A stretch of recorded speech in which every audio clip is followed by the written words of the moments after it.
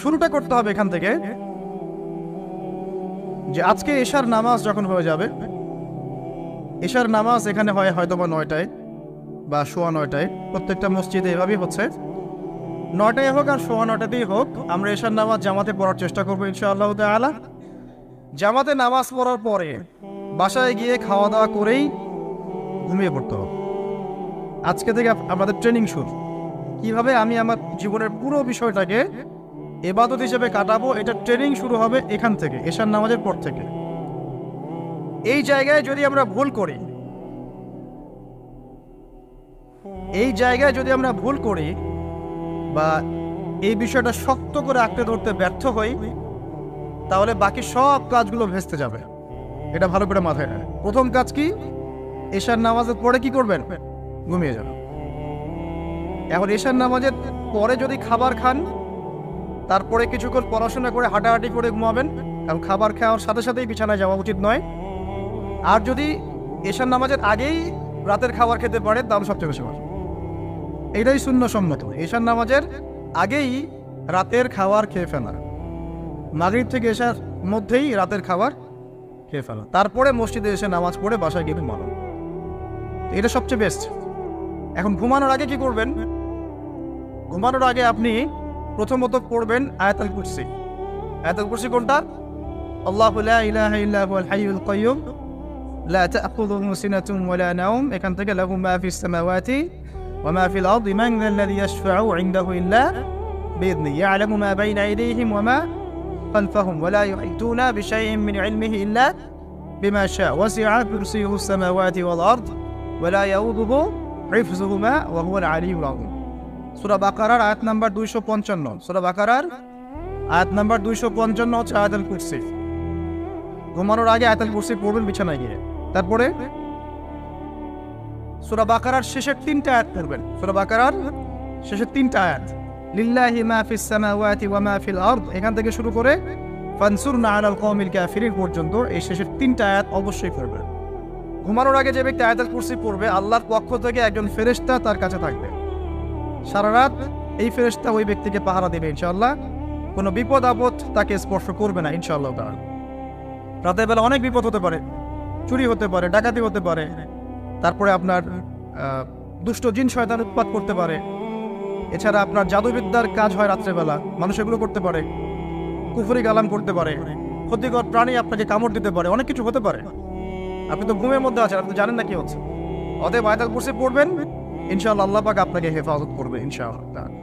আর সূরা বাকারার শেষের 3টা আয়াত কেন পড়বেন? কারণ নবী সাল্লাল্লাহু আলাইহি ওয়াসাল্লাম বলেছেন, রাতের বেলা সূরা বাকারার 3টা আয়াত যে ব্যক্তি পড়বে, সারা রাত যদি আপনি নফল নামাজ পড়তেন, যে নেকি হতো, এই 3 আয়াত পড়ার মাধ্যমে সেই নেকি হয়ে যাবে ইনশাআল্লাহ। ঠিক আছে? সারা রাত ধরে নফল নামাজ পড়া কি কষ্টকর না? এটা সবচেয়ে সহজ হচ্ছে আপনার সূরা বাকারার শেষের 3টা আয়াত পড়বেন, ঘুমিয়ে যাবেন ইনশাআল্লাহ, সারা রাতের নেকি আপনার আমলনামায় লেখা হবে। এইগুলো শুধু বললেই হবে না আর শুনলেই হবে না, আমল করতে হবে কবে থেকে? ইনশাআল্লাহ আজকে থেকে। আল্লাহ পাক সবাইকে আমল করার তৌফিক দান করুন, আমিন। এরপর কি করবেন? এরপর 3 কুল পড়বেন। কয় কুল? 3 কুল। কোনটাকে 3 কুল বলে? বিসমিল্লাহির রহমানির রহিম, কুল হুয়াল্লাহু আহাদ, এটা একটা। কুল আউযু বিরাব্বিল ফালাক, এটা একটা। কুল আউযু বিরাব্বিন নাস, এটা একটা। এই 3টা সূরা কার মুখস্থ নাই? এমন কেউ কি আছে যে এই 3টা সূরা মুখস্থ নাই? আছে? যদি থাকে তার গলায় দড়ি দেওয়া উচিত। যদি এমন কেউ থেকে থাকে মুসলিম সমাজে যার এই 3 কুল মুখস্থ নাই, তার গলায় দড়ি দেওয়া উচিত, লজ্জায়। আত্মহত্যা করতে উৎসাহিত করছি না।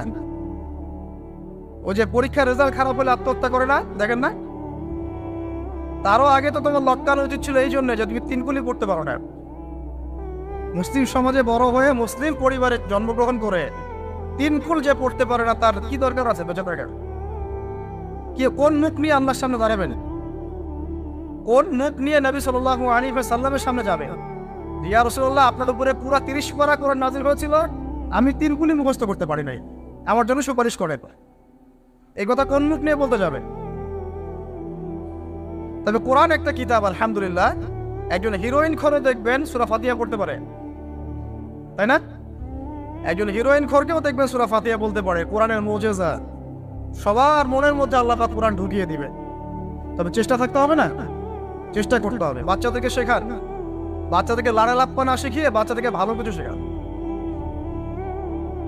নাহলে এইসব সন্তানরা, এইসব যুবক যুবতীরা বড় হয়ে যে ফিল্ম স্টারদের পিছনে দৌড়াবে, পর্ন স্টারদের পিছনে দৌড়াবে। বিদেশ থেকে কোনো মেয়ে যদি বাংলাদেশে আসে নাচতে, এদেরকে দেখতে টিকিট কাটতে যাবে 12,000 15,000 টাকা দিয়ে। সুসন্তান মানুষ করে যান, কুলাঙ্গার প্রজন্ম জন্ম দিয়ে কি দরকার? এর চেয়ে বাচ্চা নেওয়ারই দরকার নাই। যদি বাচ্চা কাছে এভাবেই মানুষ করবেন তাহলে নেওয়ারই দরকার নাই ভাই। বন্ধা থাকেন, বিয়েই করার দরকার নাই আপনার। বাচ্চা তো মানুষ করতে পারছেন না। আল্লাহ পাক আমাদেরকে বোঝার তৌফিক দান। 3 কুল পড়ে ঘুমাবেন। 3 কুলের মধ্যে একটা সূরা ইখলাস, একটা সূরা ফালাক, একটা সূরা নাস। কি হবে এটা পড়লে? নবী সাল্লাল্লাহু আলাইহি ওয়াসাল্লাম বলছেন দৃশ্য বা অদৃশ্য, মানে যা দেখা যায় যা দেখা যায় না, এই দৃশ্য অদৃশ্যের জগতের কোনো ক্ষতি তাকে স্পর্শ করবে না। প্রোটেকশন, আল্লাহর পক্ষ থেকে প্রোটেকশন। আর এটা যখন রাতে পড়বেন তখন এভাবে পড়বেন, একবার সূরা ইখলাস, কুল হুয়াল্লাহু আহাদ, তারপর সূরা ফালাক, কুল আউযু বিরাব্বিল ফালাক, তারপর সূরা নাস, কুল আউযু বিরাব্বিন নাস করে 2 হাত একত্রিত করে ফু দিবেন। দিয়ে মাথা থেকে নিয়ে এভাবে, পুরো মাথা থেকে নিয়ে পুরো বডি এভাবে মাসাহ করবেন, এভাবে। ঠিক আছে? এটা 3 বার পড়বেন, একবার না। একবার পড়বেন, আরেকবার, 3 বার। এরপরে পড়বেন সূরা কাফিরুন। কোন সূরা? কুল ইয়া আইয়ুহাল কাফিরুন লা আ'বুদু মা তা'বুদুন। এই সূরাটা পড়বেন লাকুম দীনুকুম ওয়ালিয়া দীন পর্যন্ত। কি হবে? আল্লাহর রাসূল সাল্লাল্লাহু আলাইহি ওয়াসাল্লাম বলেন যে রাতের বেলা ঘুমানোর আগে কেউ যদি সূরা কাফিরুন তেলাওয়াত করে ঘুমিয়ে যায়, আল্লাহ পাক ওই ব্যক্তিকে শিরকের পাপ থেকে মুক্ত রাখবেন ইনশাআল্লাহ। আমি অনেক লেকচারে বলেছি, আবার বলছি যে যত মানুষ জাহান্নামে যাবে, হাজারে যে 999 জন মানুষই জাহান্নামে যাবে, তাদের আমলনামার মূল পাপটা হচ্ছে শিরক। কথা বুঝতে পারছেন? এই যে হাজারে যে পুরো 99% মানুষ জাহান্নামে যাচ্ছে, এটা তো হাদিস। তার মধ্যে যারা জাহান্নামে যাবে তাদের আমলনামায় সবচেয়ে কমন যে পাপটা থাকবে সেটা হলো কি? শিরকের পাপ। কারণ শিরক ছাড়া আল্লাহ পাক যে কোনো পাপ তওবা করলেই যাকে ইচ্ছা মাফ করে দিতে পারে। শিরকরত অবস্থায় কোনো মানুষ যদি মারা যায় তাহলে সে ব্যক্তি জাহান্নামে যাবে, এটাই চূড়ান্ত। ইল্লা মাশাআল্লাহ। তো সূরা কাফিরুন যদি আপনি তেলাওয়াত করেন, আল্লাহ পাক আপনাকে শিরক থেকে বাঁচাবেন। শিরক সম্পর্কে বিস্তারিত জানার জন্য আপনি পড়েন কিতাবুত তাওহীদ। কোন বই? কিতাবুত তাওহীদ। এই বইটাকে পড়েন, দেখবেন এখানে শিরকের সমস্ত বিষয়গুলো লেখা আছে। কোন কোন কাজ করলে শিরক হয়, কোন কোন কথা বললে শিরক হয়, কি চিন্তা করলে শিরক হয়। মনে রাখেন, এই যুগে সবচেয়ে বেশি যে পাপে মানুষ ডুবে আছে এটা হলো শিরকের পাপ। শুধু শিরক নিয়ে আমি আলাদা লেকচার দিব ইনশাআল্লাহ, কারণ এখন শিরকের আলোচনা শুরু করলে আর প্রোডাক্টিভ নিশ্চয়ই আলোচনা করতে পারবো। এটা এত ডিটেলস একটা সাবজেক্ট। মনে রাখবেন, শিরক চিন্তায় হয়, কথায় হয় এবং কাজে হয়। এই 3 শ্রেণীর শিরকের বিস্তারিত বিবরণ দেওয়া আছে কিতাবুত তাওহীদ নামক একটা বই। বাজারে কিনতে পাওয়া যায়, পড়ে দেখবেন। আর কি? রাতের বেলা শোয়ার আগে পড়বেন 33 বার সুবহানাল্লাহ, 33 বার আলহামদুলিল্লাহ এবং 34 বার আল্লাহু আকবার। আল্লাহর পক্ষ থেকে আপনার শরীরে শক্তি আসবে। এটা যারা নিয়মিত আমল করে, আল্লাহর পক্ষ থেকে তাদের শরীরে শক্তি আসে।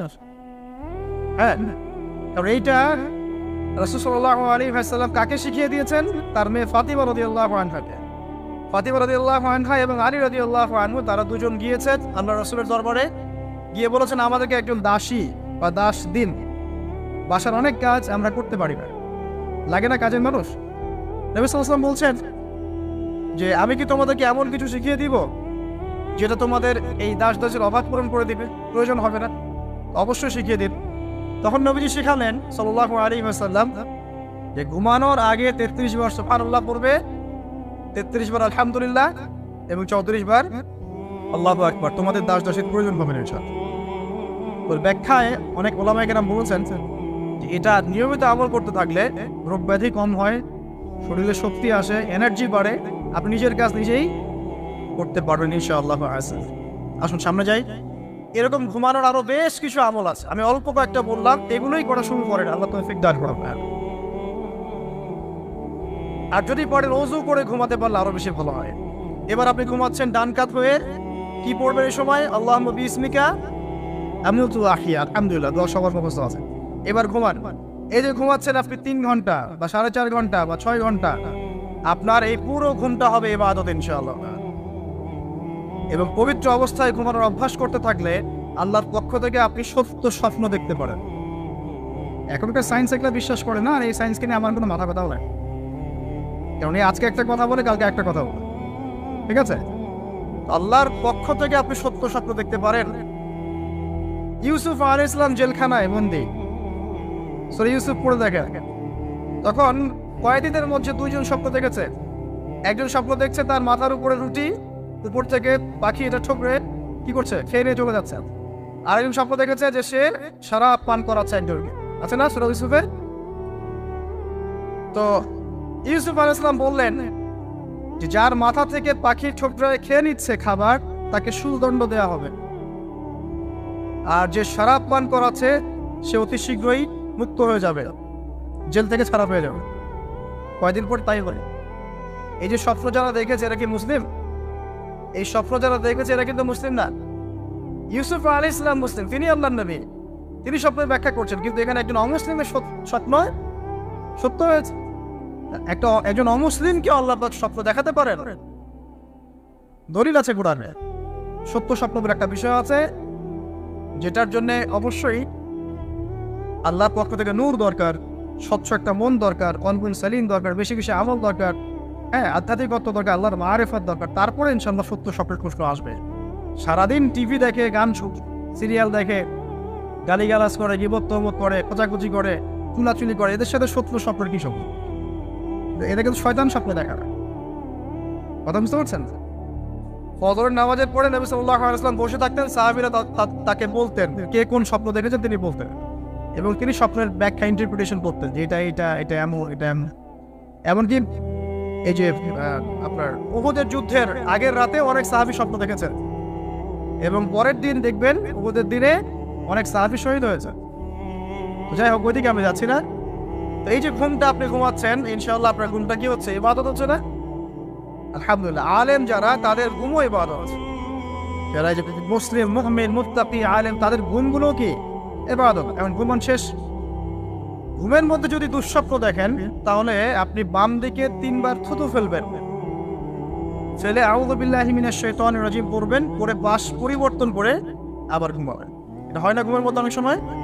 অনেকে বোবা ধরে, শ্বাস নিতে পারে না। এগুলো এই জন্যই হয় কারণ তারা ঘুমানোর আগের জিকির আজকারগুলো করে না। নিয়মিত করলে এগুলো সমস্যা ইনশাআল্লাহ হবে না। আপনি নিজের ভালো নিজেই বোঝেন, হুজুরের কাছে দৌড়ানোর দরকার নাই এত বেশি। নিজের বাচ্চাকে এত দৌড়ানো, এই কবিরাজ ওই কবিরাজ, ওইখানে তাবিজ, এত দরকার নাই তো। নিজের আমল নিজে করেন, দেখবেন আপনি আল্লাহ পাকের পক্ষ থেকে নিরাপত্তার মধ্যে আছেন ইনশাআল্লাহ। আল্লাহ তৌফিক দান করুন। এরপরে ঘুম থেকে উঠলেন, চেষ্টা করবো আমরা ঘুম থেকে ওঠার কয়টার সময়? 5টায় যদি ফজরের নামাজ হয় বা 4:30টায় যদি ফজরের নামাজ হয়, মিনিমাম 4টায় উঠতে হবে। কয়টায়? 4টায়। এই জন্য যদি অ্যালার্ম দেন ঘড়িতে, অ্যালার্ম দিবেন প্রত্যেক 1.5 ঘন্টা পর পর। মনে করেন যে আপনি 1.5 ঘন্টা ঘুমোতে যাচ্ছেন, তাহলে 1.5 ঘন্টা পরে অ্যালার্ম সেট করবেন, অথবা 3 ঘন্টা পর, অথবা 4.5 ঘন্টা, অথবা 6 ঘন্টা, মানে 1.5 ঘন্টার গণিতক দিয়ে আপনি অ্যালার্ম সেট করবেন, দেখবেন উঠতে পারবেন খুবই ইজিলি। এতে 1.5 ঘন্টায় আপনার ঘুমের সার্কেলটা পূর্ণ হয়। এটা ঘুমের সার্কেল পূর্ণ হতে আমাদের মাথায় তো রেস্টের দরকার আছে, এটা পূর্ণ হতে 1.5 ঘন্টার মতো সময় লেগে যায়। তো এটা একটা ট্রিক বললাম আপনাদেরকে, আপনি করতে পারেন, উপকৃত হবেন ইনশাআল্লাহ। তো ফজরের নামাজের মিনিমাম আধা ঘন্টা আগে আমাদেরকে ওঠার অভ্যাস করতে হবে। এই যে ঘুমটা ভাঙলো, ভাঙার সাথে সাথে কি করব? ভাঙার সাথে সাথে আল্লাহ শুকরিয়া, আলহামদুলিল্লাহিল্লাযী আহইয়ানা বা'দা মা আমাতানা ওয়া ইলাইহিন নুশুর। বাস, এই যে ইবাদত হয়ে গেল। এবার আপনি আরেকটা দোয়া পড়বেন, শিখে নেন। আপনি পড়বেন লা ইলাহা ইল্লাল্লাহ ওয়াহদাহু লা শারীকা লাহু লাহুল মুলকু ওয়া লাহুল হামদ ওয়া হুয়া আলা কুল্লি শাইইন কাদির সুবহানাল্লাহ আলহামদুলিল্লাহ ওয়া লা ইলাহা ইল্লাল্লাহ ওয়াল্লাহু আকবার লা হাওলা ওয়া লা কুওয়াতা ইল্লা বিল্লাহ আল্লাহুম্মা ইগফির। এটা পড়ার পরে হাত তুলে দোয়া করেন, যা দোয়া করবেন তাই পাবেন ইনশাআল্লাহ। এটা জানতেন না? তো এই দোয়াটা হচ্ছে দোয়া কবুলের অস্ত্র। ঘুম থেকে ওঠার পর যদি এই দোয়াটা করে দোয়া করেন, ইনশাআল্লাহ দোয়া কবুল হয়ে যাবে ইনশাআল্লাহ। আমাদের জীবনে চাওয়া পাওয়ার কি অভাব আছে? প্রচুর চাওয়া পাওয়ার। বৈধ চাওয়া পাওয়াগুলোকে পাওয়ার জন্য আল্লাহর সাথে সম্পর্ক করতে হয়। আর আল্লাহ পাকের সাথে সম্পর্কে কিছু ওসিলা মাধ্যম লাগে। এই দোয়াগুলো হলো মাধ্যম, আমলগুলো হচ্ছে মাধ্যম।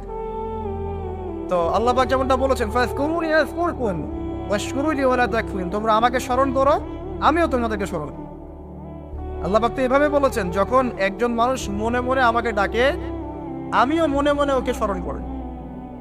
মনে করেন আপনি মনে মনে আল্লাহকে বলছেন, আল্লাহ আমি অসুস্থ, আমাকে শেফা দাও, বা আমার রিজিকের টেনশন আছে, আমার রিজিকের টেনশন দূর করে দাও, আল্লাহ আমাকে হেফাজত করে, আল্লাহ আমাকে দিনের জ্ঞান দাও, তোমার আনুগত্য করার তৌফিক দাও। যে মনে মনে আপনি আল্লাহকে ডাকছেন, নিঃসন্দেহে ওই মুহূর্তে আল্লাহ পাক আপনাকে স্মরণ করছে।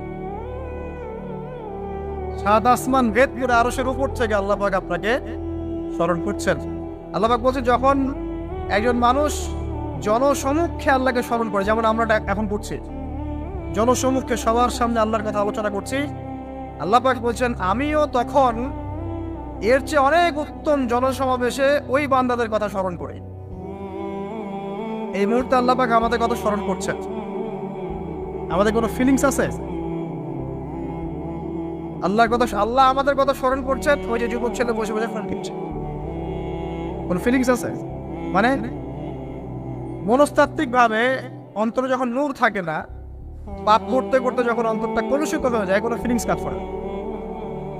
খুন করবে, কোনো ফিলিংস নাই। সুদ খাচ্ছে, কোনো ফিলিংস নাই। জেনা করছে ডেইলি, কোনো ফিলিংস নাই। দেখবেন ঘুষ নিচ্ছে, দুর্নীতি করছে, মানুষের সম্পদ আত্মসাৎ করছে, যারা পরিমাণ ফিলিংসও নাই আমি একটা পাপ করছি। কখন এরকম হয় জানেন? যখন এক কথায় যখন মানুষ পাপ করতে করতে করতে করতে, এই যে কলব বলে একটা কথা আছে, এই কলবের উপরে কালো কুৎসিত একটা মরিচা পড়ে যায়, তখন আর ফিলিংস কাজ করে। তো ফিলিংস কাজ করানোর বুদ্ধি কি? দুইটা বুদ্ধি আছে। এক, বেশি বেশি কোরআন তেলাওয়াত করা, তাহলে অন্তরের মরিচা দূর হয়ে যাবে ইনশাআল্লাহ। আর দুই হচ্ছে বেশি বেশি মৃত্যুর কথা স্মরণ কর, মনের মধ্যে যে কালিমাগুলো আছে আস্তে আস্তে দূর হবে ইনশাআল্লাহ।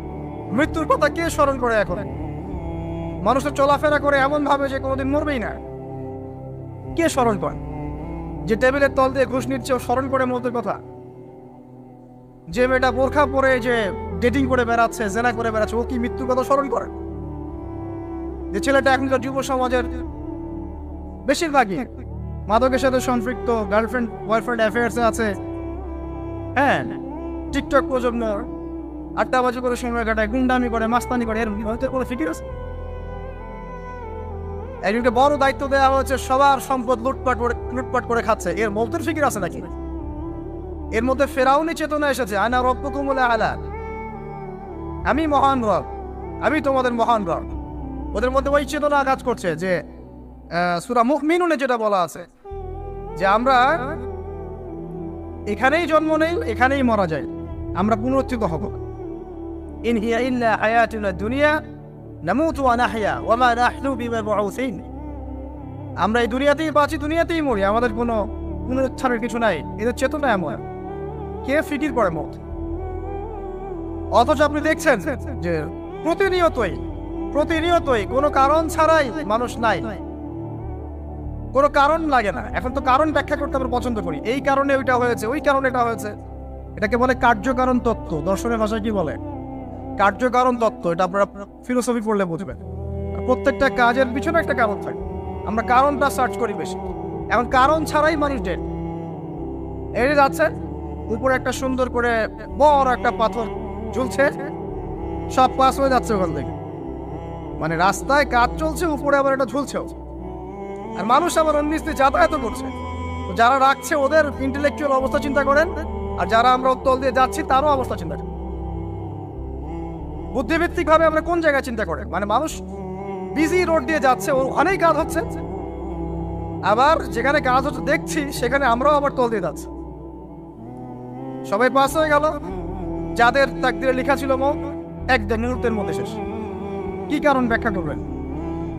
কোনো সায়েন্স দিয়ে ব্যাখ্যা করতে পারবেন? পারবেন না।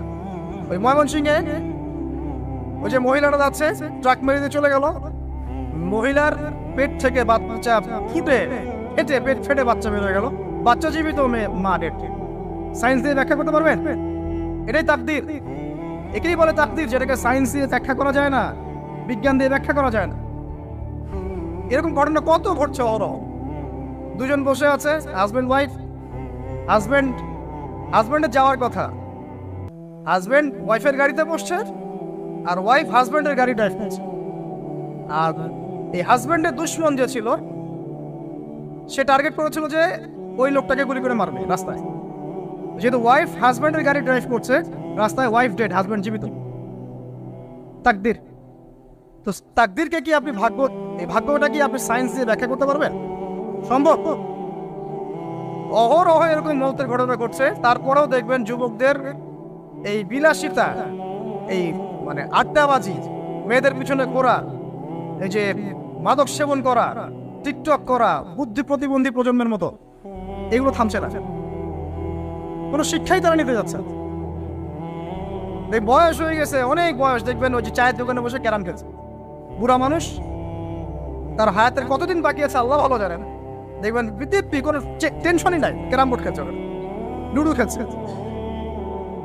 দেখেন আর যে আপনাদের গ্রামাঞ্চলে যে চায়ের স্টলগুলো আছে, দেখবেন ওই যে টিভি ছেড়ে রেখে দেখে ঘন্টার পর ঘন্টা টিভি চলছে, মানুষ চা খাবে 1 কাপ আর টিভি দেখবে 5 ঘন্টা। ওর যে হায়াতের কোনো মূল্যই তার কাছে না। আল্লাহ পাক তাকে একটা সময় দিয়ে পাঠিয়েছেন, কোনো ফিলিংসই নাই।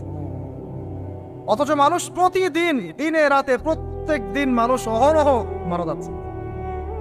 যাদের ভিতরে মৌতের চিন্তা আছে তারা কিন্তু পাপ কম করলেও ফিরে আসে আল্লাহর দিকে, কারণ তাদের প্রতি মৌতের ফিকির আছে। আর যাদের মৃত্যুর কোনো চিন্তা নাই, তারা এই রাজনীতি বলেন, অর্থনীতি বলেন, সমাজনীতি বলেন, আর এই পরিবার আর ধর্ম বলেন, সমস্ত ক্ষেত্রে পাপ করে বেড়াবে, কোনো ফিকির না।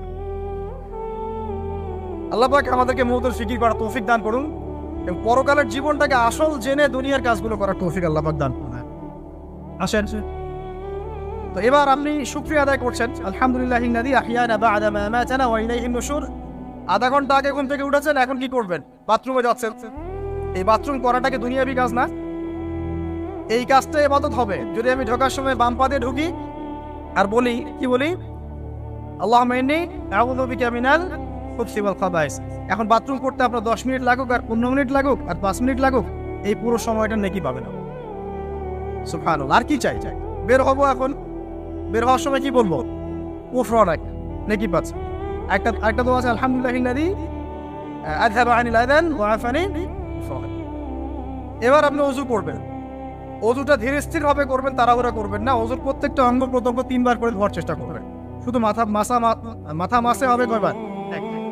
ওযু করার পরে আপনি হাত তুলে আল্লাহর কাছে দোয়া করুন। ওই সময়টা কখন? রাত 4টা থেকে 4:30 বাজে, তাই না? তার মানে আল্লাহ রাব্বুল আলামিন এখন প্রথম আসমানে আছেন। কিভাবে আল্লাহ পাক আছেন সেটা আল্লাহর উপর ছেড়ে দেন। আমাদের এটা নিয়ে ব্যাখ্যা করার দরকার নাই, চিন্তাও করার দরকার। আল্লাহ পাক বলেছেন আমি নেমে আসি, বাস নেমে আসি। এত বেশি বুদ্ধিজীবী হওয়ার দরকার নেই। খুব বেশি বুদ্ধিজীবী হয়ে গেলে আমার মানুষ খেয়ে হারিয়ে ফেলে। অত দরকার নাই, শুনেছি মেনেছি, বাস যথেষ্ট। আল্লাহ পাক নেমে আসেন, কি বলেন? আল্লাহ বলেন যে কেউ কি আছো আমার কাছে কিছু চাইবে, আমি দিব। কেউ কি আছো যে আমাকে ডাকবে, আমি তোমার ডাকে সাড়া দেবো? কেউ কি আছো আমার কাছে কোনো কিছু দোয়া করবে? হ্যাঁ, হাজত আছে, আমি পূরণ করে দেবো। এভাবে আল্লাহ পাক ফজর পর্যন্ত বলতেই থাকেন। বলেন তো আমাদের কোনো ফিকির আছে? আমরা সবাই ঘুমাই কয়টায়? হয় 1টায়, না 2টায়, না 3টায়, ম্যাক্সিমাম এখনকার। আমি যে বিষয়টা নিয়ে কথা বলছি এটা খুবই কঠিন। 9টা থেকে 10টার মধ্যে বা 11টার মধ্যে ঘুমাতে হবে, এটা খুবই কঠিন বিষয় এখনকার জেনারেশনের কাজ। এর জন্য প্রথম যে কাজটা সেটা হলো রাত্রেবেলা স্মার্টফোন আর চালানো যাবে। এসার নামাজ শেষ, ফোন একদম ডয়ারে লক করে রাখবে। কিচ্ছু করার নাই। এটা না করতে পারলে আপনি ঘুমাতে পারবেনই না। এবং এরপর দিনে আসছি, তখন বলছি দিনে কিছু কাজ আছে। দিনের কাজগুলো যদি আবার ঠিকঠাক মতো করি তাহলে রাতে তাড়াতাড়ি ঘুম আসবে ইনশাআল্লাহ। যদি না করি তাহলে ঘুম আসবে না। তো শেষ রাতে আল্লাহ পাক আসমানে নেমে আসেন, প্রথম আসমানে, এবং এই আহ্বান করতে থাকেন। তাই ওই সময় ওযু করার পরেই আপনি হাত তুলে আল্লাহর কাছে দোয়া করা শুরু করেন। আপনার যত চাওয়া পাওয়া আছে আল্লাহর কাছে ঢেলে দেন, ইনশাআল্লাহ আল্লাহ রাব্বুল আলামিন আপনাকে খালি হাতে ফেরাবেন না ইনশাআল্লাহ। আল্লাহ পাক তো এমন করে বলেছেন যে কেউ হাত তুলেছে আল্লাহর কাছে আর আল্লাহ পাক সেটাকে খালি ফিরিয়ে দিবেন, এটাতে আল্লাহ লজ্জা বোধ হয়। কথা বুঝতে পারছেন? আমাদের যাদের অনেক সম্পদ আছে বা সামর্থ্য আছে এবং মন আছে বড়, তাদের কাছে যখন কেউ সাহায্য চায় আপনার খালি ফিরাইতে লজ্জা লাগে না? আপনার মনে হয় না যে চাইলো এত করে কিভাবে না করে ফিরাই? আছে না এমন মানুষ? আছে না? আসলে দান সৎকা করার জন্য সম্পদ লাগে না, দান সৎকা করার জন্য মন লাগে। কি লাগে? মন লাগে। দেখবেন অনেক কোটি আল্লাহ আছে মানুষ দান সৎকার করতে পারে না, জাকাতই তো দেয় না, দান সৎকার করবে কি? বাংলাদেশে যত কোটিপতিগুলো আছে সবার থেকে জাকাত নেওয়া শুরু করলে এদেশে কোনো দারিদ্রতা বলে কিছু থাকবে না, ইনশাআল্লাহ থাকবেই না, এটাই বাস্তব। কে উদ্ধার করবে সেই টাকা?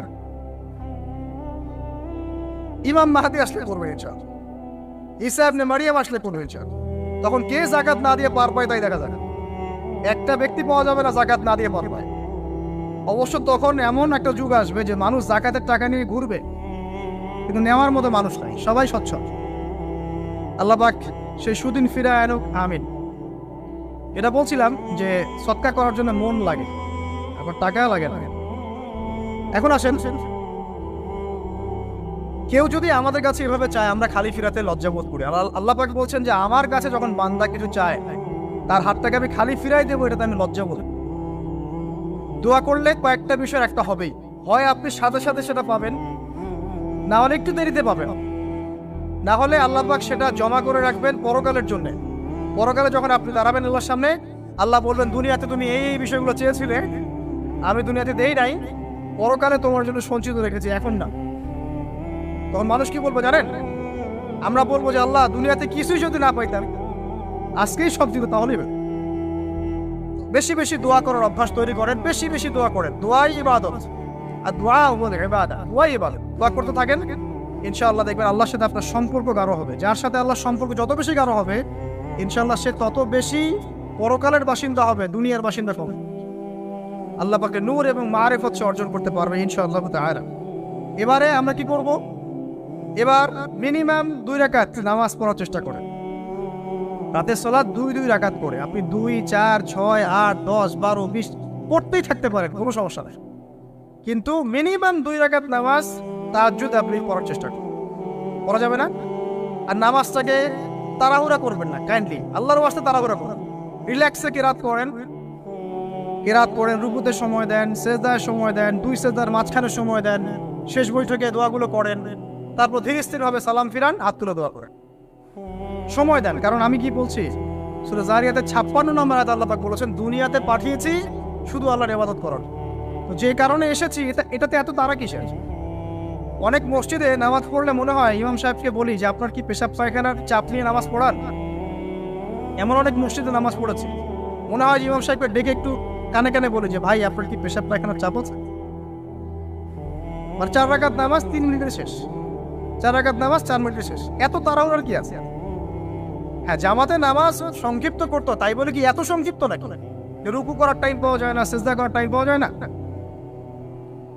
নামাজে ধীর স্থিরতা এবং খুশুটা খুব ইম্পর্টেন্ট। নামাজে কোথায় হাত বাঁধলেন এটা নিয়ে তর্ক না করে, নামাজের একাগ্রতা মনোযোগ কতটুকু আসছে এটা নিয়ে তর্ক করেন। ভিতরের রূহটাই আসল, আধ্যাত্মিকত্বটাই আসল। হ্যাঁ, একজন ভাই হাত বেঁধেছে মনে করেন এখানে, কেউ বেঁধেছে এখানে, এটা নিয়ে ঝগড়া করেন। দেখেন নামাজে কতটুকু ফোকাস, মনোযোগ কতটুকু থাকছে, কতটুকু নামাজে আপনি দোয়া করতে শিখছেন, সেজদায় আল্লাহকে পাইতে শিখছেন। নামাজ পড়ে কি ফিল হচ্ছে যে আমি আল্লাহর সাথে কথা বলছি, আল্লাহ আমার কথা শুনছেন? আমরা তো মেকানিক্যাল নামাজ অভ্যস্ত এখন, মানে দুনিয়ার কাজের চাপ এত বেশি, জাস্ট মসজিদে যাবো, ঢুকবো, বেরো, চলে আসবো, হাজিরা দিতে আসছে মনে হয়, সিগনেচার করবো, চলে যাবো। আপনার এমন এত তারা কিসের ভাই? ওমা খালাকতুল জিন্না ওয়াল ইনসা ইল্লা লিয়াবুদুন, শুধু ইবাদত করার জন্যই সৃষ্টি করেছে তোমাদেরকে। তো মসজিদে তো তাড়াহুড়া কেন? রিল্যাক্স থাকেন, মসজিদে রিল্যাক্সে নামাজ পড়েন, সময় নেন। ফজরের নামাজ পড়ার আগে আপনি বাসা থেকে 2 রাকাত সুন্নত পড়ে আসতে পারেন, এটা আরেকটা ভালো আমল। কারণ নবী সাল্লাল্লাহু আলাইহি ওয়াসাল্লাম সুন্নত নামাজগুলো কি করতেন? বাসায়। এতে বাসার মধ্যে বরকত হবে, শয়তান দূর হয়ে যাবে। এই যে তাহাজ্জুদ আপনি 2, 4, 8, 10 যত পারেন পড়েন, মিনিমাম 2 রাকাত পড়েন, স্থিরভাবে পড়েন।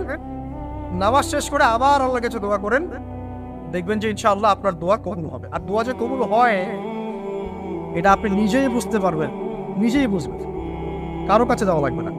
এবার ফজরের সালাতের সময় হয়ে গেল, আজান হচ্ছে, আজানের জবাব দিব, দিয়ে ব্যাস হেঁটে হেঁটে মসজিদ, প্রত্যেক পদক্ষেপ হেঁটে যাব আর দোয়া করব। কি দোয়া করব? যে আল্লাহ আমাকে নূর দান করুন, কি দান করুন? আল্লাহুম্মা ইজআল ফি কলবি নূরা ওয়া ফি লিসানি নূরা ওয়া ফি সামঈ নূরা ওয়া ফি বাসরি নূরা ওয়া আন ইয়ামিনি নূরান ওয়া আন শিমালি নূরান ওয়া মিন ফাওকি নূরা ওয়া মিন তাহতি নূরা। আল্লাহুম্মা ইজআল ফি নাফসি নূরা মানে এর অর্থ হচ্ছে আল্লাহ আপনি আমার ডানে বামে সামনে পিছনে শরীরে আত্মায় দেহে সবখানে আল্লাহ আপনার নূর দান করেন। নূর কেন? কারণ দুনিয়ার মধ্যে অনেক অন্ধকার, অন্ধকার না, সব জাহিলিয়াতে অন্ধকার। এখানে পথ চলতে হলে নূর লাগবে, আলো লাগবে। এটা কে দিবে? আল্লাহ দিবে। কবর বড় অন্ধকার, ওখানে থাকতে হলে ভালোভাবে কি লাগবে? আলো লাগবে। হাসরের মাঠ অন্ধকার, ওখানে ভালোভাবে থাকতে হলে কি লাগবে? আলো লাগবে। এই জন্য নামাজে যাওয়ার সময় অন্ধকার সময় এই দোয়াগুলো করতে হয়। আর তার আগে একটা কথা বলতে ভুলে গেছি, বাসা থেকে যে বের হচ্ছেন তখন কি পড়বেন? কি পড়বেন? বিসমিল্লাহি তাওয়াক্কালতু আলাল্লাহ ওয়ালা হাওলা ওয়ালা কুওয়াতা ইল্লা বিল্লাহ। এটা পড়ে বের হলে শয়তান দূরে চলে যাবে, ফেরেশতা আপনার কাছে চলে আসবে। এবার নামাজে আসলাম, জামাতের সাথে নামাজ পড়বেন, ফজরের নামাজ, এবং ফজরের সালাতের কিরাতটা লম্বা করার চেষ্টা করুন। এটা সুন্নাত, ফজরের সালাতের কিরাত লম্বা করা সুন্নাত। এবং নামাজ শেষ হওয়ার সাথে সাথেই উঠেও চলে যাবেন না। নামাজ শেষ, এবার আপনি ওখানে বসে থাকবেন, বসে বসে জিকির আজকারগুলো করবেন। কি কি জিকির করবেন আমি কয়েকটা আপনাদেরকে শিখিয়ে দিচ্ছি, বাকিগুলো আপনারা কিতাব থেকে শিখে নেবেন। সালাম ফেরানো শেষ, প্রথমে একবার আল্লাহু আকবার, তারপর 3 বার আস্তাগফিরুল্লাহ আস্তাগফিরুল্লাহ আস্তাগফিরুল্লাহ। এরপরে পড়বেন আল্লাহুম্মা আনতাস সালাম ওয়া মিনকাস সালাম তাবারাকতা ইয়া যাল জালালি ওয়াল ইকরাম পড়বেন। তারপর আল্লাহুম্মা আইন্নি আলা যিকরিক ওয়া শুকরিকা ওয়া হুসনি ইবাদাতিক। এরপরে পড়তে পারেন আয়াতুল কুরসি, যেটা একটু আগে বলেছি, তাসবিহাত সুবহানাল্লাহ আলহামদুলিল্লাহ আল্লাহু আকবার 33 পরে কালিমা শাহাদাত, অথবা 10-10-10ও পড়ার দলিল আছে। এরপরে পড়বেন সুবহানাল্লাহি ওয়া বিহামদিহি আদাদা খালকিহি ওয়া রিদা নাফসিহি ওয়া জিনাতা আরশিহি ওয়া মিদাদা কালিমাতিহি 3 বার, এটা 3 বার। তারপর 3 কুল 3 বার করে, সূরা ইখলাস 3 বার, ফালাক 3 বার, নাস 3 বার, সূরা হাশরের শেষ 3 আয়াত একবার। এরপরে পড়বেন সাইয়্যিদুল ইস্তিগফার, মানে সমস্ত ইস্তিগফারের শ্রেষ্ঠ ইস্তিগফার। এটা কোনটা? আল্লাহুম্মা আনতা রাব্বি লা ইলাহা ইল্লা আনতা খালাকতানি আনা আবদুক ওয়া আনা আলা আহদিক ওয়া ওয়া'দিক মাসতাতা'তু আউযু বিকা মিন শাররি মা সানাত আবুউ লাকা বিনি'মাতিকা আলাইহি ওয়া আবুউ বিযামবি ফাগফিরলি ফাইন্নাহু লা ইয়াগফিরু যুনুবা ইল্লা আনতা। এটা যে পড়বে সকালে পড়ে যদি রাতের মধ্যে মারা যায় জান্নাত ইনশাআল্লাহ, আবার সন্ধ্যায় পড়ে যদি সকালের আগে মারা যায় জান্নাত ইনশাআল্লাহ। এত বড় অস্ত্র, এত বড় একটা সুযোগ। এরপরে পড়বেন আমার পছন্দের কয়েকটা, আউযু বিকালিমাতিল্লাহি তাম্মাতি মিন শাররি মা খালাক 3 বার।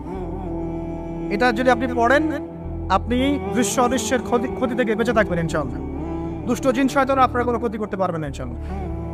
আরেকটা খুবই শক্তিশালী দোয়া আছে, সেটা হলো বিসমিল্লাহিল্লাযী লা ইয়াদুররু মা ইসমিহি শাইউন ফিল আরদ ওয়ালা ফিস সামা ওয়া হুয়াস সামিউল আলিম 3 বার করে। এইটা যে পড়বে, এই যে জিন বলেন, ভূত বলেন, যে পেতনি বলেন, যেগুলো আমরা ভয় পাই, ঠিক আছে, চোখ লাগা বলেন, বদনজর বলেন, যা যা আছে, হিংসুকের হিংসা, কোনো কিছুই আপনার কোনো ক্ষতি করবে না। এবং ইনশাআল্লাহ আপনি হঠাৎ মৃত্যুবরণ থেকে বেঁচে থাকবেন, হঠাৎ মৃত্যুবরণ। এটা কিন্তু সবার জন্য নিয়ামত, এটা সবার জন্য নিয়ামত। তারপরে আসেন, এরপর পড়বেন 10 বার লা ইলাহা ইল্লাল্লাহ ওয়াহদাহু লা শারীকা লাহু লাহুল মুলকু ওয়া লাহুল হামদ ওয়া হুয়া আলা কুল্লি শাইইন কাদির। এটা 10 বার পড়লেও হবে। আর যদি 100 বার পড়তে পারেন তাহলে আপনার চেয়ে বেশি নেকি কেউই অর্জন করতে পারবে। যদি 100 বার এই দোয়াটা কেউ পড়ে সারাদিনে, লা ইলাহা ইল্লাল্লাহ ওয়াহদাহু লা শারীকা লাহু লাহুল মুলক ওয়া লাহুল হামদ ওয়া হুয়া আলা কুল্লি শাইইন কাদির, ওই দিন শয়তান তার কাছে আসবে না। 100 গুনাহ আমলনামা থেকে কেটে দেওয়া হবে, 100 নেকি লিখে দেওয়া হবে, এবং আল্লাহর কাছে দিন শেষে একটা তালিকা পেশ করা হয়, আজকের দিনে কে কি আমল করেছে, এই তালিকায় তার নাম দেখবেন সবার আগে আছে। ওই ব্যক্তির নামও থাকতে পারে যে 100 বারের চেয়ে বেশি পড়েছে, তখন তার নাম আগে চলে যাবে, এর নামটা পরে চলে যাবে। কথা বুঝতে পারছেন? মিনিমাম 100 বার পড়তে পারলে খুব ভালো হয়। যদি না পারেন কমপক্ষে কয়বার? 10 বার। আসেন, এরপরে পড়বেন 10 বার দরুদ শরীফ, আল্লাহুম্মা সাল্লি আলা মুহাম্মাদ ওয়া আলা আলি মুহাম্মাদ, যেটা আছে দরুদ ইব্রাহিম, এটা পড়তে পারেন, অথবা ছোট করে পড়তে পারেন আল্লাহুম্মা সাল্লি ওয়া সাল্লিম আলা নবিয়িনা মুহাম্মদ, এটা পড়লেও হবে, অথবা আল্লাহুম্মা সাল্লি আলা মুহাম্মাদ ওয়া সাল্লিম, এতটুকু পড়লেও ইনশাআল্লাহ হক আদায় হয়ে যাবে। 10 বার যে ব্যক্তি দরুদ পড়ে সকালে সন্ধ্যায়, নবী সাল্লাল্লাহু আলাইহি ওয়াসাল্লাম তার জন্য পরকালে সুপারিশ করবেন ইনশাআল্লাহ। যদি আমরা নবীজির সুপারিশ পেতে চাই, দরুদের কোনো বিকল্প নাই, বেশি বেশি দরুদ পড়তে থাকেন, তার সুন্নাহ অনুসরণ করেন, বেশি বেশি দরুদ পড়তে থাকেন। মিনিমাম সকালে 10 বার, সন্ধ্যায় 10 বার। ইনশাআল্লাহ আল্লাহ নবী সুপারিশ করবেন ইনশাআল্লাহ তাআলা। আর কাছে রাদিতু বিল্লাহি রাব্বান ওয়া বিল ইসলামি দীনান ওয়া বি মুহাম্মাদিন সাল্লাল্লাহু আলাইহি ওয়াসাল্লাম নবিয়্যা। এর একটা বড় ফজিলত আছে। কি ফজিলত? যে ব্যক্তি এই দোয়াটা সকাল সন্ধ্যা 3 বার করে পড়ে, কিয়ামতের মাঠে আল্লাহ পাকের উপর হক হয়ে যাবে, ওয়াজিব হয়ে যাবে, আল্লাহ ওই ব্যক্তিকে সন্তুষ্ট করে দিবেন ইনশাআল্লাহ। সন্তুষ্ট করে দিবেন মানে কি? ইনশাআল্লাহ সে জান্নাতে যাবে। আরেকটা আছে, এটা বলে শেষ করি, হাসবি আল্লাহু লা ইলাহা ইল্লা হু আলাইহি তাওয়াক্কালতু ওয়া হুয়া রাব্বুল আরশিল আযীম। এটা পড়তে হবে 7 বার। কয়বার? 7 বার। তাহলে কি হবে? আপনার দুনিয়া আখিরাতের যে চাওয়া পাওয়াগুলো আছে, এর জন্য আল্লাহ পাকই আপনার জন্য যথেষ্ট হয়ে যাবে, কাউকে লাগবে না। এগুলা ফরজ নামাজ মানে ফজরের নামাজ জামাতে পড়ার পরে বসে বসে এইগুলো করতে থাকবেন। যদি দোয়া আগে করা হয়, নামাজে মোনাজাত যেটা হচ্ছে আমাদের সমাজে, এটা যদি আগে করে ফেলা হয়, তাহলে দোয়ার পরে বসে থাকবেন, বসে বসে এগুলো করতে থাকবেন। যদি পারেন ইশরাকের নামাজটা পড়ে মসজিদ থেকে বের হতে পারেন। ইশরাকের নামাজ মানে ফজরের সূর্য উঠে যাওয়ার পরে 2 রাকাত নফল পড়ে যে ব্যক্তি যাবে বাসায়, মানে প্রথমে ফজরের নামাজ জামাতে পড়েছে, জিকির আজকার করেছে, ইশরাকের সময় হয়েছে, নামাজ পড়ে বের হলো, এই ব্যক্তির আমলনামায় একটা কবুল হজের নেকি দেওয়া হবে, একটা কবুল ওমরার নেকি দেওয়া হবে। এগুলো খুবই সহজে আমল করা যায়। এরপরে আপনি বাসায় ফিরে গিয়ে বা মসজিদেই কোরআন তেলাওয়াত করবেন। আমরা কোরআন তেলাওয়াত করব। কোরআন তেলাওয়াত করবেন 1 পারা, 1 পারা পারেন না অর্ধেক পারা, অর্ধেক পারা পারেন না 5 পৃষ্ঠা, 5 পৃষ্ঠা পারেন না কমপক্ষে 1 পৃষ্ঠা পারবেন না, 1 পৃষ্ঠা করে হলেও প্রতিদিন কোরআন তেলাওয়াত করতে হবে। পারবেন না ইনশাআল্লাহ? প্রত্যেক হরফে 10 নেকি পাবেন। কোরআন আপনার পক্ষে সুপারিশ করবে ইনশাআল্লাহ, এবং এই কোরআন আপনাকে ছায়া দিবে, সূরা বাকারা আলে ইমরানের মতো ছায়া দিবে কিয়ামতের মাঠে। এবং এটা নবী সাল্লাল্লাহু আলাইহি ওয়াসাল্লাম যেটা বলেছেন, আল কোরআন হুজ্জাতুল লাকা আলাইক, এটা তোমার পক্ষে সাক্ষী দিবে অথবা বিপক্ষে সাক্ষী দিবে। তো কোরআন তেলাওয়াত করবেন। এরপরে আমরা কি করি? আমরা হয়তো যে যার মতো চলে যাই, কেউ স্কুলে চলে যান, নাস্তা করেন। আচ্ছা, নাস্তার আগে একটা কথা বলি। সকালে নাস্তা করবেন এমনভাবে যে, এখনকার ডক্টররাও বলেন এই কথাটা, সকালবেলা একটু বেশি খেতে হয়, সকালবেলা একটু বেশি হেভি ফুড নিতে হয়, দুপুরে তার চেয়ে একটু কম, রাতে আরো কম। আর আমাদের তো উল্টা, কিন্তু সকালে অল্প একটু, দুপুরে একদম বিশাল, রাতের বেলা আরো বিশাল, নাকি? তো নিয়মটা হচ্ছে এই যে সকালে খেতে হয় বেশি, সারাদিন আপনাকে কাজ করতে হবে, সকালে আপনাকে বেশি হাইজেনিক ভালো ফুড খেতে হবে, দুপুরে তার চেয়ে একটু কম, আর রাতে তার চেয়ে কম। এভাবে খেতে পারলে প্রফিটিক খাওয়া হবে ইনশাল্লাহ। আর খাবার আমাদের সুন্নাহ মতো খাওয়ার দরকার নেই, নবী সাল্লাল্লাহু আলাইহি ওয়াসাল্লামের সুন্নাহ মতো খায়। 2টা হাদিস বলবো মেয়েদের জন্য। এখানে মা বোনরা আছে? নবী সাল্লাল্লাহু আলাইহি ওয়াসাল্লাম বলেছেন, শেষ জামানার সবচেয়ে বড় ফিতনার নাম কি বলেন? না, মাসিহুদ দাজ্জাল। কি নাম? মাসিহুদ দাজ্জাল। এই পৃথিবীর সমস্ত ফিতনা একত্রিত করলেও দাজ্জালের মতো কিন্তু হবে না। এই দাজ্জালের অনুসারী হবে এক শ্রেণীর নারী। মাসিহুদ দাজ্জালের অনুসারী হবে এমন এক শ্রেণীর নারী যাদেরকে মুমিন পিতা, ভাই বা স্বামী ঘরে রাখতে পারবে না, তারা বাঁধন ছিঁড়ে বেরিয়ে যাবে। এখন কোন কারণে আপনি তাদেরকে বাসায় রাখতে পারছেন না, আপনি চিন্তা করেন। আর দাজ্জাল আসতে কতটুকু বাকি আছে আপনি ভাবেন, ভাবতে বলছেন।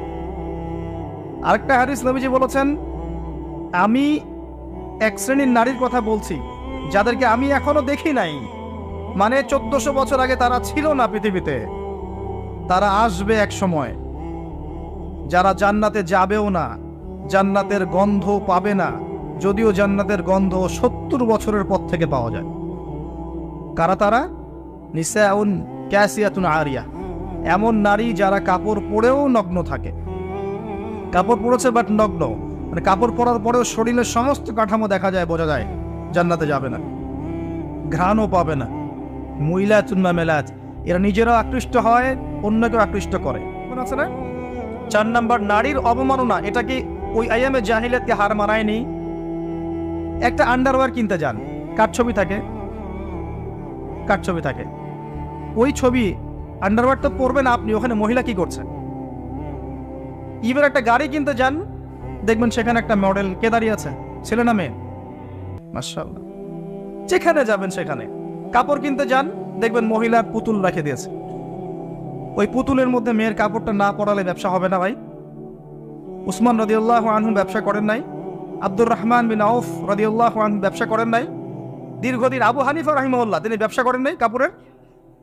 আমাদের ইমাম আবু হানিফা রাহিমাহুল্লাহ ব্যবসা করেননি কাপড়ের? উনার দোকানে এরকম ডল ছিল।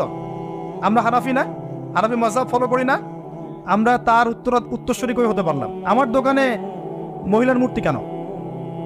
রমজান মাস আসার আগেই সব মূর্তি বহিষ্কার চাই এই কাপড়ের দোকানগুলো থেকে। পারা যাবে ইনশাল্লাহ? আল্লাহর জন্য করেন, আল্লাহ আপনার দোকানে আরো বেশি ডাবল কাস্টমার পাঠাবে ইনশাআল্লাহ। রিজিকের দায়িত্ব কার? সুবহানাল্লাহ। কি একটা ট্রেডিশন চলছে, ঢুকবেন শোরুমে দেখবেন মেয়ের মূর্তি দাঁড়িয়ে আছে, আর গায়ে কিন্তু কাপড় চোপড় খুব একটা থাকে না। এতে কি মেয়ের ডিগনিটি, সম্মান বাড়ছে? যেখানে যাবেন সেখানে নারীর অবমাননা শুরু হয়েছে ফ্যামিলিস্ট রেভলিউশনের মধ্য দিয়ে। যখন ফ্রি মিক্সিং আমরা অ্যালাউ করে দিয়েছি এবং এটাকে আমরা পাপ মনে করছি না, পর্দার বিধানটাকে আমরা ফরজ মনে করছি না, যখন পর্দার কথা বলা হচ্ছে উল্টা বলছে পর্দা করলে এই যুগে কেমন করে আমি এখানে জব করব? জব করতে কে বলেছে আপনাকে এখানে? আপনি পর্দা করবেন। পর্দা করলে আমি কিভাবে ছেলেদের মধ্যে জব করবো এই প্রশ্ন করছেন কেন আপনি? আল্লাহ বলেছেন পর্দা করতে, সে উত্তর দিচ্ছে যে হ্যাঁ পর্দা আল্লাহ করতে বলেছেন, কিন্তু পর্দা করলে পরে আমি কিভাবে ছেলেদের মধ্যে কাজ করব? তাহলে কাজ করতে কে বলেছে আপনাকে ছেলেদের মধ্যে? আল্লাহ বলছে আপনাকে পর্দা করতে, পর্দা করেন। সিম্পল। হ্যাঁ, যদি আপনি মেয়েদের ক্ষেত্রে কাজ করতে পারেন, এখানে সব মেয়েরাই, এখানে ছেলেদের ইনভলভমেন্ট নাই, মোস্ট ওয়েলকাম। আল্লাহ আপনাকে বাধা দেন নাই, রাসূল বাধা দেন নাই। খাদিজা রাদিয়াল্লাহু আনহা তিনি ব্যবসা করেননি? তার চেয়ে কি বড় ব্যবসায়ী হয়েছেন আপনি? আয়েশা রাদিয়াল্লাহু আনহা হাজার হাজার হাদিস শেখান নাই? তার চেয়ে বড় শিক্ষিত হয়েছেন? কি প্রমাণ করতে চাচ্ছেন? বরং নিজের মনটাই তো আপনার ঠিক নাই, নিজের নফসের মধ্যেই ত্রুটি আছে। এরপরে আবার দেখবেন যে নিসাউন কাসিয়াতুন আরিয়া, কাপড় পরেও নগ্ন হয়ে ঘুরছে না? কাপড় পরেও মহিলারা নগ্ন হয়ে ঘুরছে না? গেঞ্জি আর জিন্স পরে ঘুরছে না? টি শার্ট পরে ঘুরছে না? এগুলো দেখার জন্য কি চোখ দিতে হয় না? চোখে পড়ে যায়। ডান বাম এদিক ওদিক যেদিকেই তাকাবেন সেদিকেই দেখতে পারবেন। আপনি চোখটা রাখবেন কোথায়? আকাশের দিকে নাহলে মাটিতে? দুটোই সেফ অপশন দেখি আমি। হাঁটার সময় আকাশের দিকে তাকায় হাঁটবেন, নাহলে মাটির দিকে তাকায় হাঁটবেন। এছাড়া কোনো অপশন দেখা যায় না। শহরে তো আরো মারাত্মক অবস্থা। যেখানে যাবেন, দোকান, শপিং মলস, ব্যাংক, এয়ারপোর্ট, আপনার পলিটিক্যাল মিছিল, আপনার সামাজিক সংগঠন, যেখানে ঢুকবেন সেখানেই ফ্রি মিক্সিং। কোনো কোনো ক্ষেত্রে আমরা দেখেছি, এই বছরও দেখেছি, ওয়াজ মাহফিলের মঞ্চ মেয়ে এসে বক্তব্য দিচ্ছে, মাশাআল্লাহ, পাশে আবার হুজুর বসে চা খাচ্ছে। চা না কফি আল্লাহ ভালো জানেন। সুবহানাল্লাহ। এগুলো আসলে হাসির বিষয় নয়। বিষয়টা হচ্ছে কাঠামোটা নষ্ট হয়ে যাবে তখনই যখন আমরা ফ্রি মিক্সিং অ্যালাউ করে দিব। এরপরেও ধর্মের নামেও আমরা কোনো কোনো ক্ষেত্রে মেয়েদেরকে বঞ্চিত করছি না। মেয়েরা দিন শিখতে চাচ্ছে, আমরা কিন্তু অ্যাক্সেস দিচ্ছি না। কোরআন হাদিস শিখতে চাচ্ছে, তাদের জন্য উপযুক্ত প্রতিষ্ঠানগুলো করতে পারছি না, করতে পারলেও খুব সংখ্যায় কম। সম্পত্তির অধিকার দিচ্ছি না মুসলিম হয়েও, এটা করছি না। আল্লাহর রাস্তায় সময় লাগানো একজন ব্যক্তি বলছে যে আমার বোন আমাকে সম্পত্তি লিখে দিয়েছে। লিখে দিয়েছে মানে কি? আপনি দেন নাই তাকে সম্পত্তি? বলছেন না, আমি বুঝিয়েছি তাকে যে ও যদি দিয়ে দেয় আমাকে, আমি তো আল্লাহর পথেই ব্যয় করবো, ওর তো সওয়াব হবে। কি বুঝলেন? ও দিবে কি দিবে না তার পরোয়া নাই, আর তুই দে, তাহলে তুই যে দিলি আমাকে, তোর তো নেকি হইল, এটা বুঝিয়ে দিল তাকে। দিন এটার নাম নয়। যার যার হক তাকে তাকে দিতে হবে। আমরা কিন্তু অনেক ক্ষেত্রেই মেয়েদের অধিকার দিচ্ছি না। আপনার ঘরে একটা ছেলে সন্তান হলে আপনি খুশি, মাশাআল্লাহ, মুখে হাসি, মিষ্টি বিতরণ করছেন, গরু জবাই করে খাওয়াচ্ছেন। মেয়ে হলে আপনার আত্মীয় আপনাকে ফোন দিচ্ছে যে বাবা এবার তো দুঃসংবাদ, পরের বার ইনশাআল্লাহ সুসংবাদ হবে। কে বলছে আমার জন্য দুঃসংবাদ? আমি তো হ্যাপি, আমার ঘরে মেয়ে আসছে। মেয়ে কন্যা সন্তান লালন পালন করলে কি হবে? নবী সাল্লাল্লাহু আলাইহি ওয়াসাল্লাম বলেছেন জাহান্নাম থেকে ঢাল হয়ে যাবে মেয়েরা। সুবহানাল্লাহ। যার ঘরে আল্লাহ পাক কন্যা সন্তান দিয়েছেন এবং তাদেরকে উপযুক্ত তরবিয়তে সে বড় করেছে, সৎ পাত্রে পাত্রস্থ করেছে, বিয়ে শাদী দিয়েছে, এই কন্যা সন্তানরা কিয়ামতের মাঠে জাহান্নামের জন্য ঢাল হয়ে যাবে ইনশাআল্লাহ। একটা হাদিসে এসেছে নবী সাল্লাল্লাহু আলাইহি ওয়াসাল্লামের সাথে এইভাবে থাকবে তারা, এইভাবে। ছেলের ক্ষেত্রে আসে নাই? ওইখান থেকে তো নির্যাতন শুরু হচ্ছে। তারপরে পড়াশোনা ঠিক মতো করাচ্ছি না, সম্পত্তির অধিকার দিচ্ছি না, ওদেরকে পর্দা শিখাচ্ছি না। এগুলো কারা করছে? আমরা করছি। পরে ফ্রি মিক্সিং অ্যালাউ করছি। আপনার মেয়েকে আপনি পুরুষ টিচারের কাছে প্রাইভেট পড়াতে পাঠাচ্ছেন কেন? স্কুলে পড়ুক আর কলেজে পড়ুক, আপনি পুরুষ টিচারের কাছে ওকে একান্তে নীরবে নিভৃতে প্রাইভেট পড়তে পাঠাচ্ছেন কেন? আপনার বাসায় পুরুষ টিচার আসছে, আপনার মেয়েকে একা একা পড়াচ্ছে কেন একটা রুমের মধ্যে? এই সুযোগ কে করে দিচ্ছে? আপনি তো ঘরের মধ্যে একটা পতিতালয় খুলেছেন। যখন একটা ছেলে একটা মেয়ে একা একা থাকবে, তৃতীয় পক্ষ থাকবে সেখানে শয়তান। আস্তে আস্তে সেই টিচারের হাতেই দেখবে মেয়ে ধর্ষিত হয়ে গেছে। ধর্ষিত না হলেও মেয়ে নিজেই প্রেম করে পালিয়ে যেতে পারে। অ্যাক্সেস কে দিচ্ছে? আমরা দিচ্ছি। এরপরে দেখবেন যে মিডিয়ার মধ্য দিয়ে দেখবেন যত জেনা, ব্যভিচার, পর্নোগ্রাফি, অশ্লীলতা, পরকীয়ার সিরিয়াল, সব সিরিয়ালগুলোকে একত্রিত করে যেন গিলায় খাওয়ানো হচ্ছে। আপনি বাঘের মুখ থেকে হাড্ডি নিয়ে আসতে পারবেন, গোশত নিয়ে আসতে পারবেন, আপনার ওয়াইফের হাত থেকে রিমোট নিতে পারবেন না। একদম সন্ধ্যা লাগবে, বসবে, রাত 10টা পর্যন্ত 4-5টা সিরিয়াল দেখবে, তারপরে ঘুম। নিত্যদিনের রুটিন। আমি একটা বয়স্ক মহিলাকেও দেখেছিলাম, সুন্দর মতো মাগরিবের নামাজ হলো, নামাজ পড়লো, মাশাআল্লাহ। নামাজ পড়ার পরে বলছে, বাবা আমি এখন কোরআন পড়বো। ঠিক আছে, মাশাআল্লাহ, দাদি পড়েন। দাদি কোরআন পড়া শুরু করবো। এক পারা কোরআন পড়ে শেষ। খেতে বসো, খেতে বসলাম, খাওয়া দাওয়া শেষ। দাদি এখন কি? একটু সিরিয়াল দেখবো কয়েকটা। তারপর 4টা-5টা সিরিয়াল দেখলো, তারপর ঘুম। কি একটা সাইকোলজিক্যাল পরিবর্তন দেখেছেন? এবং এগুলোতে কি শেখানো হচ্ছে? পরকীয়া, জেনা, কুটনামি, পরিবারের ভাঙন, এর কথা ওকে লাগানো, এর কথা ওকে লাগানো। মানে মনে হচ্ছে যেন এগুলো আমাদের ট্রেডিশন, এগুলোর সাথে ইসলামের কোনো সম্পর্ক আছে? এই পুরো সিরিয়ালগুলো কি ইসলামিক? যেখানে ইসলাম শেখানো হচ্ছে, কোরআন শেখানো হচ্ছে, বা ইসলামিক কোনো নাটিকা বা ইসলামিক কোনো সং বা নাশিদ বা কোনো সিরিয়াল, এমন কিছু কি? সবই তো পশ্চিমা ধাঁচের এবং অমুসলিমদের ধাঁচের। তখন ওদের মানসিকতা আমাদের মধ্যে ইনস্টল হচ্ছে। বাংলাদেশের কয়টা প্রতিষ্ঠানে হিন্দি শেখানো হয় বলেন তো? শেখানো হয়? হয় না। তারপরেও দেখবেন বাংলাদেশের ম্যাক্সিমাম মহিলা হিন্দিতে কথা বলতে পারে, বা কথা বলতে না পারলেও হিন্দি বোঝে, কিন্তু আরবি বোঝে না। আরবি তো বোঝে না, একটা আরবি শব্দ দেখলেই পুণ্যের কাজ মনে করে। ছেলের নাম রাখছে জাহিম, এটা আরবি শব্দ জাহিম। জাহিমের মানে কি সে জানে না। জাহিম মানে কি?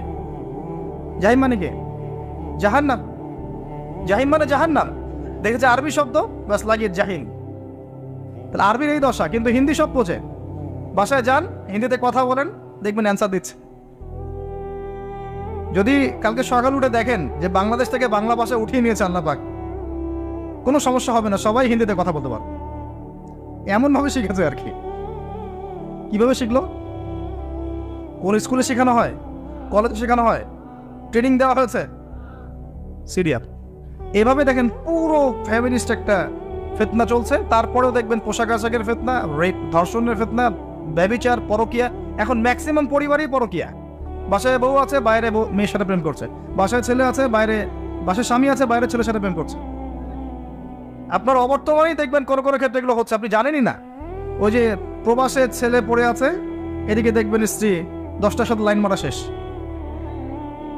এবং শহর কেন্দ্রিক যারা উচ্চ ইয়াতে আছে আর কি, উচ্চবংশী অনেক মহিলাদের জীবন তো দেখবেন বাঁধন ছাড়া। কি করছে না করছে ঠিক নাই। মোটর সাইকেল নিয়ে দাবড়ায় বেড়াচ্ছে, বারে যাচ্ছে, মদ খাচ্ছে, এখানে বন্ধুদের সাথে আড্ডা মারছে। এই যে আপনাদের কক্সবাজার বিচেও দেখবেন ছেলে মেয়ে বসে সিগারেট খাচ্ছে, গিটার বাজাচ্ছে, গান গাচ্ছে, রাতের বেলা শুয়ে আছে, ছেলের কোলে মেয়ে শুয়ে আছে, গোল হয়ে বয়ফ্রেন্ড গার্লফ্রেন্ড বান্ধবী। এদের তো বাবা নাই, মারা গেছে। এদের মা নাই, মারা গেছে। এদের বাপ মা স্বামী ভাই কেউ যদি বেঁচে থাকতো তারা এগুলো করতে পারতো? এদের তো কোনো ওয়ারিশই নাই, কেউ কিচ্ছু বলার নাই। মানে এই বিচের পরিবেশও নষ্ট করে ফেলছে এরা। আপনাদের এই পরিবেশটা নির্মল শান্ত ছিল না? এখন দেখবেন বেহায়ের কারণে, বেহায় পড়ার কারণে যাওয়াই যায় না, দাঁড়ানোই যায় না, তাকানোই যায় না, খুঁজতে হয়। দিনী ভাই থেকে বলতে হয় এমন বিচে নিয়ে চলো যেখানে মানুষ নাই, একা একা দাঁড়ানো যাবে। প্রতিটা ক্ষেত্রে ফিতনা ছড়িয়ে পড়েছে এই যে ফ্যামিনিস্ট রেভলিউশনের কারণে। একটা হাদিস মনে করিয়ে দিই, দুইটা হাদিস বলবো মেয়েদের জন্য। এটা মা বোনরা আছে? নবী সাল্লাল্লাহু আলাইহি ওয়াসাল্লাম বলেছেন শেষ জামানার সবচেয়ে বড় ফিতনার নাম কি বলেন? না, মাসিহুদ দাজ্জাল। কি নাম? মাসিহুদ দাজ্জাল। এই পৃথিবীর সমস্ত ফিতনা একত্রিত করলেও দাজ্জালের মতো কিন্তু হবে না। এই দাজ্জালের অনুসারী হবে এক শ্রেণীর নারী। মাসিহুদ দাজ্জালের অনুসারী হবে এমন এক শ্রেণীর নারী যাদেরকে মুমিন পিতা, ভাই বা স্বামী ঘরে রাখতে পারবে না, তারা বাঁধন ছিঁড়ে বেরিয়ে যাবে। এখন কোন কারণে আপনি তাদেরকে বাসায় রাখতে পারছেন না আপনি চিন্তা করেন, আর দাজ্জাল আসতে কতটুকু বাকি আছে আপনি ভাবেন। ভাবতে বলছে। আরেকটা হাদিস নবীজি বলেছেন, আমি এক শ্রেণীর নারীর কথা বলছি যাদেরকে আমি এখনো দেখি নাই, মানে 1400 বছর আগে তারা ছিল না পৃথিবীতে, তারা আসবে এক সময়, যারা জান্নাতে যাবেও না, জান্নাতের গন্ধ পাবে না, যদিও জান্নাতের গন্ধ 70 বছরের পর থেকে পাওয়া যায়। কারা তারা? নিসাউন কাসিয়াতুন আরিয়া, এমন নারী যারা কাপড় পরেও নগ্ন থাকে। কাপড় পরেছে বাট নগ্ন, মানে কাপড় পরার পরেও শরীরের সমস্ত কাঠামো দেখা যায়, বোঝা যায় জান্নাতে যাবে না, ঘ্রাণও পাবে না। মুইলাতুন মামেলাত, এরা নিজেরাও আকৃষ্ট হয়, অন্যকেও আকৃষ্ট করে। আরেকটা সুসংবাদের হাদিস, এসব থেকে বের হয়ে যদি মহিলারা আল্লাহ এবং তার রাসূলের আনুগত্য করতে পারে, মাত্র 4টা কাজ করলেই জান্নাত নিশ্চিত। মাত্র 4টা কাজ করলেই মেয়েদের জান্নাত নিশ্চিত ইনশাআল্লাহ আযজা ওয়া জাল। 1 নাম্বার, যদি তারা 5 ওয়াক্ত নামাজ ঠিকঠাক মতো পড়ে। 2 নাম্বার, যদি তারা রমজান মাসের সওম রাখে। 3 নাম্বার, যদি তারা তাদের পর্দা ঠিক করে, সতীত্বের হেফাজত করে। আর 4 নাম্বার, যদি তারা তাদের স্বামী, নিজে সাজবেন না স্বামীর জন্য, বাইরের মানুষের জন্য সাজবেন। বাইরের মানুষের জন্য আপনি সবকিছু করবেন, স্বামীর খেয়াল করবেন না। স্বামী বাসায় আসলে বিরক্ত হচ্ছেন, বাইরের মানুষের জন্য আপনি সাজুগুজু করছেন। পুরো কাঠামো চেঞ্জ হয়ে গেছে এখন। সমাজের হৃদ্যতা, পরিবারের হৃদ্যতা, ভালোবাসা থাকবে কিভাবে? নিজেকে তো স্বামীর মনের মতো করে করতে পারছেন না। সবসময় স্বামীকে প্রেশার দিচ্ছেন, এইটা লাগবে, ওইটা লাগবে, এইটা আনো, ওইটা আনো, এই ঠিক নাই, ওই ঠিক নাই। তোমার ঘরে এসে আমি আর শান্তি পাচ্ছি না, বাপের বাসায় ভালো ছিলাম। কে বলেছে হালাল খেতে? একটা সুদি চাকরি করলেই তো পারো, ওরা তো সবাই করছে, কি সমস্যা? এগুলো করে করে অনেক সময় স্বামীদেরকে হারামে ঠেলছে। আবার অনেক সময় এমন স্বামীও আছে, স্ত্রী দিনের পথে আসতে চায়, কোরআন পড়তে চায়, হাদিস পড়তে চায়, কত কি করতে চায়, স্বামী বলে এগুলো করা যাবে না, ফিতনা। স্বামী বলে এগুলো করার দরকার নাই, বাসায় থাকো চুপচাপ। দুই দিকে সমস্যা। আল্লাহর ওয়াস্তে উভয়ের মধ্যে আন্ডারস্ট্যান্ডিং বাড়ান, আল্লাহর দ্বীনকে কেন্দ্র করে পরিবার গঠন করেন, ধৈর্য ধরেন, সবর করেন, আপসে মিল মোহাম্মত বাড়ানোর চেষ্টা করেন। ইনশাআল্লাহ তাআলা ওই পরিবার থেকে ওমর এবং খালিদ রাদিয়াল্লাহু আনহুমা, তাদের মতো সাহাবীর মতো সন্তান জন্ম হবে ইনশাআল্লাহ। সমস্যা বলতে গেলে রাত শেষ হয়ে যাবে আর কি। এক একটা টপিক নিয়ে কথা বলতে পারছি না। এই যে ফিতনার কথাগুলো বলছিলাম, এই মহিলাদের ফিতনা ওই সময় যেমন ছিল এই সময় আছে। 4টা কাজ নবীজি করতে বলেছেন মেয়েদের ভালোর জন্য। তাদেরকে বলেছেন জান্নাতের যে কোনো দরজা দিয়ে ইচ্ছা তুমি ঢুকতে পারবে যদি 4টা কাজ করো: সালাত, সওম, পর্দা এবং স্বামীর আনুগত্য। স্বামী যদি আপনাকে খারাপ কোনো কাজ করতে বলেন, পর্দার খেলাফ কিছু করতে বলেন, বা এমন কোনো কাজের আদেশ করেন যেটা কোরআন সুন্নাহর বিরোধী, তখন আপনি তার কথা মানবেন না। এটা না মানাই হচ্ছে আপনার জন্য ফরজ। তখন তার কথা আপনি মানবেন না। তো প্রিয় ভাইরা, আমি ইনশাআল্লাহ পারিবারিক বিষয়গুলোকে নিয়ে ডিফারেন্ট কোনো লেকচারে ডিটেলস কথা বলবো। আজকে আমি এত কথা বলতে পারছি না, অনেক কথা আছে মনের মধ্যে জমানো আপনাদেরকে বলার জন্য, ফ্যামিলিগত বিষয়। কারণ ফ্যামিলিগুলো এখন এক একটা জাহান্নামের টুকরা হয়ে যাচ্ছে, এবং এত ফিতনা ছড়িয়ে পড়ছে ফ্যামিলিগুলোর মধ্যে, বাবায়, মায়ে, স্ত্রীতে, স্বামীতে, ভাইয়ে, বোনে, সন্তানে, যে আমরা আর সেই নববী পরিবারগুলো পাচ্ছি না। আর পারিবারিক বন্ধনগুলো যখন ভেঙে যাচ্ছে তখন দেখবেন সমাজে ফিতনাগুলো বাড়ছে। আমরা দোয়া করি আল্লাহ পাক মেয়েদেরকে 4টা কাজ ঠিকঠাক মতো করার তৌফিক দান করুন, আমিন। অনেকেই মেয়ে প্রশ্ন করে যে আপনি তো বলছেন 3 নাম্বার কাজটা হচ্ছে মেয়েদের পর্দার কথা, এই বিষয়টা ডিটেলস বলবেন। ডিটেলস আমার চেয়ে মুফতি সাহেবদের কাছে শুনবেন, আমি 4টা কথা বলবো খালি। 1 নাম্বার, প্রিয় বোন, আপনি আপনার পোশাকটা এমন করবেন না যেই পোশাকটা পরার পরেও শরীরের কাঠামো বোঝা যায়। সেটা বোরখা হলেও চলবে না। এমন বোরখা চলবে না যেই বোরখা পরে আপনার শরীরের কাঠামোটা বোঝা যায়। আমার হাত কতটুকু মোটা কি চিকন এখান থেকে বোঝা যাচ্ছে? যাচ্ছে না? যাচ্ছে না? এরকম পোশাক পরা যাবে না। এটা হাত না হয়ে অন্য যে কোনো অঙ্গ হতে পারত। আমার মনে হয় আর খুলে বলার প্রয়োজন নেই। এমন পোশাক পরা যাবে না যে পোশাক পরার পরেও এভাবে শরীরের কাঠামো বোঝা যায়। 1 2 হচ্ছে এমন পোশাক হবে না যেটা পরার পরেও অঙ্গ দেখা যায়। আমার এই কাপড়ের ভিতর থেকে কি আমার গায়ের রং বোঝা যায়? আমার হাত দেখা যায়? এমন কাপড় দিয়ে পোশাক বানাতে হবে যে কাপড় পরলে ভিতরের অঙ্গ দেখা যায় না। যদি দেখা যায় পর্দা হয় নাই, বোরখা পরলেও হয়নি। 3 নাম্বার, নারীরা পুরুষের কোনো পোশাক পরতে পারবে না। আপনি জিন্স পরতে পারেন না, আপনি গেঞ্জি পরতে পারেন না, এগুলো পরে রাস্তায় হাঁটতে পারেন না, আপনি টি শার্ট পরতে পারেন না। ছেলেদের কোনো পোশাক আপনি পরতে পারবেন না, মেয়েদের শালীন পোশাক আপনাকে পরতে হবে। 4 নাম্বার, অমুসলিমদের সাথে সাদৃশ্য আছে, তাদের রিলিজিয়নের সাথে সাদৃশ্য আছে এমন কোনো পোশাক আপনার পরা যাবে না। এই 4টা মূলনীতি ফলো করে আপনি পর্দা করেন, আল্লাহ পাক আপনাকে কবুল করুন। এরপরেও কথায় পর্দা আছে, হাঁটার মধ্যে পর্দা আছে, চাহনিতে পর্দা আছে, এক্সপ্রেশনে পর্দা আছে, সবকিছুর মধ্যেই মেয়ের পর্দা আছে। শালীনতা আল হায়া শু'বাতুম মিনাল ঈমান, নবীজি বলেছিলেন না একটা হাদিসে, ঈমানের 73টা শাখা আছে বা 70-এর বেশি শাখা আছে। তার প্রথমটা আফদালু লা ইলাহা ইল্লাল্লাহ ওয়া আদনাহা ইমাতাতুল আযান আনিত তারিক। উপর স্তর হচ্ছে লা ইলাহা ইল্লাল্লাহ, নিচেরটা হচ্ছে রাস্তা থেকে কষ্টদায়ক বস্তু সরানো। তারপরে এক্সট্রা একটা কথা বলেছেন আল হায়া ও শু'বাতুম মিনাল ঈমান, হায়া ঈমানের একটা বিশেষ অঙ্গ। যখন আপনার কাছে হায়া থাকবে না, লজ্জা থাকবে না, আপনি যে কোনো পাপ করতে পারবেন।